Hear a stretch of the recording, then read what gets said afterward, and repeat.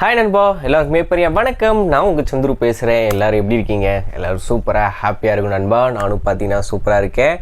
OnePlus Nord 4 கூடிய சீக்கிரம் நம்ம இந்தியாவில் லான்ச் ஆக போகுது. அதாவது OnePlus Ace 3V அப்படின்ற பேரில் நம்ம சைனாவில் பார்த்திங்கன்னா சைனாவில் பார்த்திங்கன்னா இந்த மாதம் லாஸ்ட்டு பார்த்திங்கன்னா லான்ச் பண்ண போகிறாங்க. அதாவது மார்ச் 4th வீக் பார்த்திங்கன்னா லான்ச் ஆக போகுது. ஏப்ரல் மாதம் அந்த மிடில் இல்லாட்டி அதே மாதிரி லாஸ்ட் வீக்கில் பார்த்திங்கன்னா நம்ம இந்தியாலையும் Nord 4 அப்படின்ற பேரில் பார்த்திங்கன்னா இந்த ஸ்மார்ட் ஃபோன் லான்ச் ஆக போகுது. ஆல்ரெடி லீக்டு இமேஜ்லாம் வந்துருச்சு. டிசைனில் பெரிய லெவலில் ஓப்போ மாதிரிலாம் இவங்க பண்ணலை. ஒன்று இப்படி வைப்பானுங்க, இல்லையா அதிலே சதுரமாக போட்டு உள்ளே 2 வைப்பானுங்க. இதுவுமே பார்த்திங்கன்னா ஆல்ரெடி நம்ம பார்த்த டிசைன் தான். ஸோ நாடு சீரீஸுக்கே உரித்தான அந்த ஒரு ப்ளூ கலந்த ஒரு க்ரீன் கலந்த ஒரு கலரில் பார்த்திங்கன்னா வரப்போகுது. ஸோ இது கூடவே பார்த்திங்கன்னா பிளாக் கலரு, சில்வரு அப்படின்னு சொல்லிட்டு ஒரு 3 கலரில் வருன்ற மாதிரி லீக்கில் பார்த்திங்கன்னா சொல்லிகிட்டு இருக்காங்க. ஆனால் இப்போதைக்கு நமக்கு ஒருத்தவங்க கையில் வச்சுருக்கிற மாதிரி கிடச்ச இமேஜில் ஒரு ப்ளூவாக க்ரீனான் ஒரு 2 கலந்த மாதிரி ஒரு கலரில் பார்த்திங்கன்னா நமக்கு தெரிஞ்சிருக்கு. ஸோ இதோட ஸ்பெக்கும் பார்த்திங்கன்னா ஆல்மோஸ்ட் A to Z என்ன ஏதுன்றதும் தெரிஞ்சிருக்கு. நம்ம இந்தியாவில் கம்பல்சரியாக இது வந்து 30,000 ரூபாய் கிட்ட பார்த்திங்கன்னா லான்ச் பண்ணுவாங்க. அதாவது 26 to 30 அந்த பேஸ் வேரியண்ட்டு, மிடில், ஹையரன் வேரியண்ட் வந்து பார்த்திங்கன்னா ஒரு 32,000 34,000 வரைக்கும் போகும் அப்படின்றத பார்த்திங்கன்னா ஒரு கெஸ்ஸில் பார்த்திங்கன்னா சொல்லியிருக்காங்க. ஏன்னா இதோட ஸ்பெக்குக்கு அதுதான் வேல்யூவாக இருக்கணும். அதுக்கு தாண்டி போச்சுன்னா மற்ற பிராண்டை சூஸ் பண்ணிட்டு போயிடுவாங்க. விவோ, ஓப்போ அந்த மாதிரி சூஸ் பண்ணிட்டு போயிடுவாங்க. ஸோ இதோட டிசைன் நம்ம கிளியர் கட்டாக பார்த்திங்கன்னா ஒரு பிரிண்ட் அவுட் மாதிரி ஒரு இமேஜ் இருக்குது. அதில் பார்த்திங்கன்னா கேமராவில் இப்படி இருக்குது. முன்னாடி வருவோம். டிஸ்பிளேன்னு பார்க்கும்போது 6.7 இன்ச்சு 1.5K ரெசல்யூஷன் கொண்ட AMOLED டிஸ்பிளே. இது வந்து 120 Hz ரெஃப்ரெஷ் ரேட் பார்த்திங்கன்னா சப்போர்ட் பண்ணுது. அது 1Hz to 120 Hz அந்த LTPO டெக்னாலஜி அதெல்லாம் பார்த்திங்கன்னா யூஸ் பண்ணியிருக்காங்க.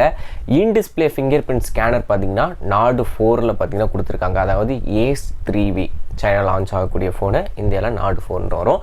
ஸோ இதில் வந்து in display finger print scanner இருக்குது. பஞ்ச் ஹோல் டிஸ்பிளேயில் பார்த்திங்கன்னா வரும். அப்படின்றது பார்த்திங்கன்னா டிஸ்பிளே 1.5K ரெசல்யூஷன் 30,000 ரூபா பட்ஜெட்டில் கொடுக்குறது உண்மையிலேயே நல்லது தான். அது பாராட்டத்தக்க விஷயந்தான். அடுத்தபடியாக உள்ளே யூஸ் பண்ண ப்ராசஸர் Snapdragon 7+ Gen 3 ப்ராசஸர் பார்த்திங்கன்னா யூஸ் பண்ணியிருக்காங்க. ஸோ 7 Gen 3 பார்த்திங்கன்னா ஒரு லேட்டஸ்ட் ப்ராசஸர் தான் 7 சீரீஸில். அது மட்டும் இல்லாமல் இது வந்து ஒரு multitasking, Instagram, Facebook, YouTube, லோஸுக்கு சின்ன சின்ன எடிட்டிங் அப்ளிகேஷன், இன்ஷாட்டு, VN அந்த மாதிரிலாம் யூஸ் பண்ணுறதுக்காக இருக்கட்டும், இல்லை கேம் பிளேயில் பார்த்தீங்கன்னா ஒரு மீடியம் கிராஃபிக்ஸில் வச்சு விளாடும் போதாக இருக்கட்டும், எல்லாத்துலேயுமே பார்த்தீங்கன்னா ஒரு நல்ல ஒரு பெர்ஃபார்மன்ஸ் பார்த்தீங்கன்னா கொடுக்கும். இது வந்து ஒரு பீக் லெவலில் நீங்கள் கேமிங்காண்டி வாங்குறதா இருந்தால் கண்டிப்பாக Nord சீரிஸ் வந்து தவிர்த்திடணும்.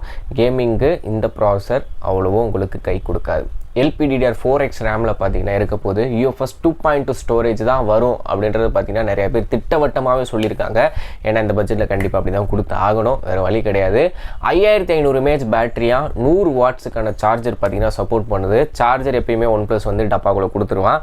5500 mAh பேட்டரின்றது ஒரு நல்ல ஒரு பேட்டரி பேக்கப் தான்.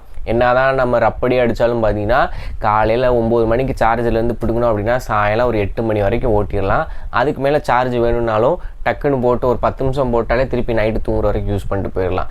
நார்மல் யூஸருக்கு தாராளமாக ஒரு நாளைக்கு மேலேயே பார்த்தீங்கன்னா வரும். அந்தளவுக்கு பேட்டரி பேக்கப் பக்காவாக கொடுத்துருக்கானுங்க. இப்போ கேமரான்னு வரும்போது ப்ரைமரி 50 மெகாபிக்சல் சென்சார் வித் OSோட ஆப்டிக்கல் இமேஜ் ஸ்டெபிலைசரோடு இருக்க போது. அல்ட்ரா வைடு வந்து பார்த்தீங்கன்னா 8 மெகாபிக்சலுக்கு பார்த்தீங்கன்னா கொடுக்க போகிறானுங்க. 2 மெகாபிக்சல் மேக்ரோ அவன் கொடுத்தா நல்லது, கொடுக்காம விட்டால் அதை விட ரொம்ப நல்லது. டீசெண்டாக இருக்கிறத வச்சு நம்ம எடுத்துகிட்டு போயிடலாம். செல்ஃபிங் வந்து பார்த்திங்கன்னா 16 மெகாபிக்சலுக்கான கேமரா இருக்க போகுது. ஸோ ஆல்ரெடி நம்ம பழக்கப்பட்டது தான். ஸோ ப்ரைமரி நல்லா இருக்கும். அல்ட்ரா வைடு பகல் நேரத்தில் நல்லாயிருக்கும், நைட் நேரத்தில் அவ்வளோ இருக்காது இந்த 8 மெகாபிக்சல் பொறுத்த வரைக்கும். செல்ஃபி ஆல்ரெடி நம்ம OnePlus யூஸருக்கு தெரிஞ்சது தான், அதையே அரைச்சமாகவே தான் அரைச்சி வச்சுருக்கான். ஸோ இதுதான் பார்த்தீங்கன்னா Android 14ல் பார்த்தீங்கன்னா அவுட் ஆஃப் த பாக்ஸ் வரும். எப்படி பார்த்தாலும் மேஜர் அப்டேட் கேரண்டீடாக 2 நாச்சு தருவான். 15, 16 அதுக்கப்புறம் செக்யூரிட்டி பேட்ச் அப்படின்னு 3 வருஷம். அவன் லான்ச் அப்போ 3 அப்டேட் தரான் அப்படின்னு சொன்னால் நல்லது. ஆனால் அப்டேட்டில் எதுவும் கோடு விழுகாமல் இருந்துடணும். அதுதான் மிகப்பெரிய ஒரு பஞ்சாயத்தை. இப்போ எல்லோரும் OnePlus வாங்கணும்னு நினைக்கும் போது மனசுக்குள்ள ஒரு பயம் வருது அப்படின்னா, ஐயோ கோடு விழுந்து போச்சுன்னா திருப்பி சர்வீஸ் சென்டருக்கு இதுக்கு என்னால் அலைய முடியாது சாமி, இவன் என்ன பண்ணுறானே நமக்கு தெரில அப்படின்ற ஒரு பயத்தோடையே தான் பார்த்தீங்கன்னா இருக்காங்க. ஸோ அதனால் OnePlus தான் அதுக்கு பொறுப்பேற்றுக்கணும். அப்புறம் அந்த OnePlus 12Rல கூட UFS ஸ்டோரேஜ் வந்துச்சு. லான்ச் அப்போ ஒன்று சொல்லி அப்புறம் ரிலீஸ் பண்ணிவிட்டு ஒன்று அதுக்கப்புறம் திருப்பி எங்களுக்கு மாற்றி ரிட்டர்ன் பண்ணுங்கள் நாங்கள் மாற்றி தரோன்னு சொல்லி இந்த பஞ்சாயத்தே வேணாம். உருப்படியாக ஒரு ஃபோனை இந்தியாவில் லான்ச் பண்ணுங்கள். நீங்கள் டைம் வேணால் எடுத்துக்கோ, ஏப்ரல்ன்றதை நீ மேலே கூட லான்ச் பண்ணு, ஆனால் எல்லாம் கரெக்டாக டெஸ்ட் பண்ணி ஒரு ஸ்டேபிள் வெர்ஷனாக ஒன்று ஓஎஸை கொடுத்து எல்லாமே பக்காவாக இருக்கான்னு பார்த்துட்டு லான்ச் பண்ணு. மார்க்கெட்டிங் அவசரமாக பண்ணிவிட்டு மக்கள்கிட்ட போய் சேர்த்துட்டு அதுக்கப்புறம் இல்லை நாங்கள் தப்பாக பண்ணிட்டோம் சாரி திருப்பி ரிட்டர்ன் பண்ணுங்கள் நான் மாத்திரம் லூசு போயிடலாம் வேலை இல்லாமையாக நாங்கள் திரிகிறோம் அந்த மாதிரி இருக்க போது.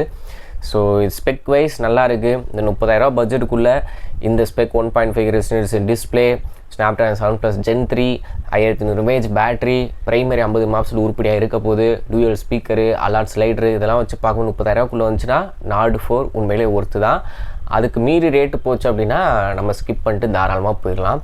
இன்னொன்று இது கண்டிப்பாக அமேசானில் தான் வரப்போகுது. அமேசானில் வந்துச்சுன்னா ஐசிஐசிஐக்கும் எஸ்பிஐக்கும் பார்த்தீங்கன்னா கார்டு ஆஃப்ன்ற தருவேன். கண்டிப்பாக அதில் வந்து 1,400-2,000 வரைக்கும் டிஸ்கவுண்ட் கிடைக்கும்.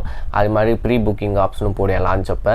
ஸோ அந்த மாதிரி சமயத்தில் நீங்கள் கிரெடிட் கார்டு உங்களோட டிரான்சாக்ஷன் பேங்க்கோட ஆக்டிவிட்டியை பொறுத்து நீங்கள் வேணும்னு நினச்சிங்கன்னா கீழே வந்து அமேசான் ஃப்ளிப்கார்ட்டோட offer card link Axis bank, SBI, லோட்டுலோஸுக்கு எல்லாமே கீழே கொடுத்துருக்கேன்.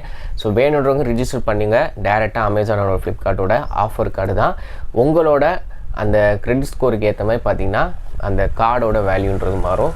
ஸோ செக் அவுட் பண்ணி பாருங்கள். ஸோ வீடியோ பிடிச்சா லைக், ஷேர், சப்ஸ்கிரைப் பண்ணிக்கோங்க. தேங்க்யூ. பை நண்பா.